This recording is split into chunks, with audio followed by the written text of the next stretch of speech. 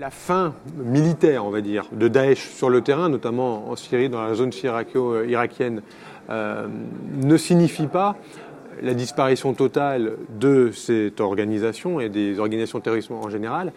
Et c'est pour ça qu'il est encore intéressant aujourd'hui de s'interroger sur ces modes de financement, de la manière dont ils perdurent justement à travers des réseaux de financement. Et c'est pour ça qu'il est tout à fait pertinent de s'interroger sur cette question. Alors les modes de financement de ces organisations, elles sont multiples.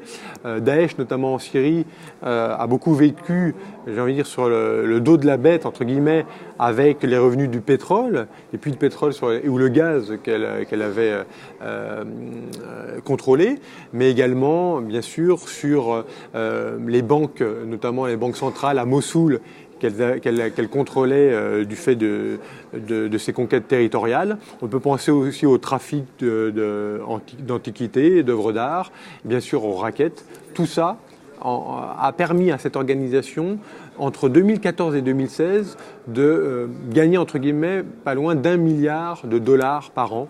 Donc, ce qui faisait de cette organisation une organisation très riche.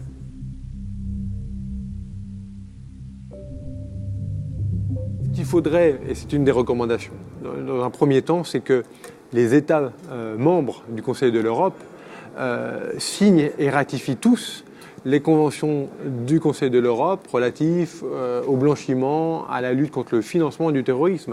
Un certain nombre d'États ou l'ont signé sans l'avoir ratifié, ou l'ont ni signé ni ratifié.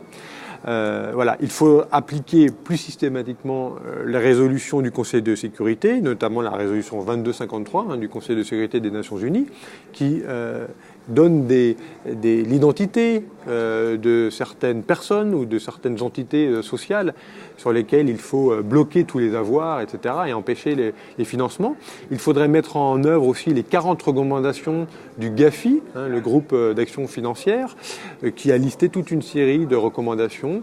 Donc voilà, il y a plusieurs choses à faire, à mettre en œuvre, beaucoup de coordination. Et aussi à mettre en œuvre les textes au sein de l'Union européenne, qui ne sont pas tous encore appliqués au sein même de l'Union européenne.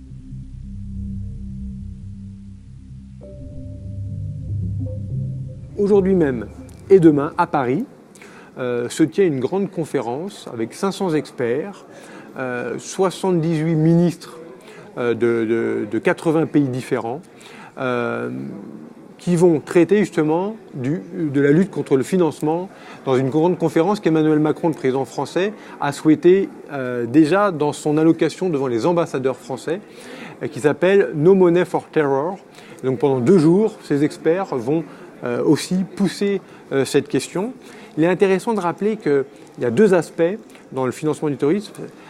Une chercheuse norvégienne, justement, a démontré qu'entre 2013 et 2014, elle a étudié 40 cellules terroristes qui ont fait des attaques en Europe. Et sur ces 40 cellules, elle a démontré qu'en moyenne, seuls 10 000 € de budget étaient nécessaires pour faire ces actions. Donc on voit que ces groupes terroristes ont des fois besoin de petits budgets et le financement n'est pas très important. Et en même temps, ces organisations comme Daesh sont des grosses structures qui ont besoin d'entraînement, de financement, d'immobilier, etc., sur le terrain notamment. Et ça passe par des circuits de financement qu'il faut combattre aussi. Donc voilà, il y a ces 2 dualités et c'est de ça aussi qu'on va parler dès demain à Paris.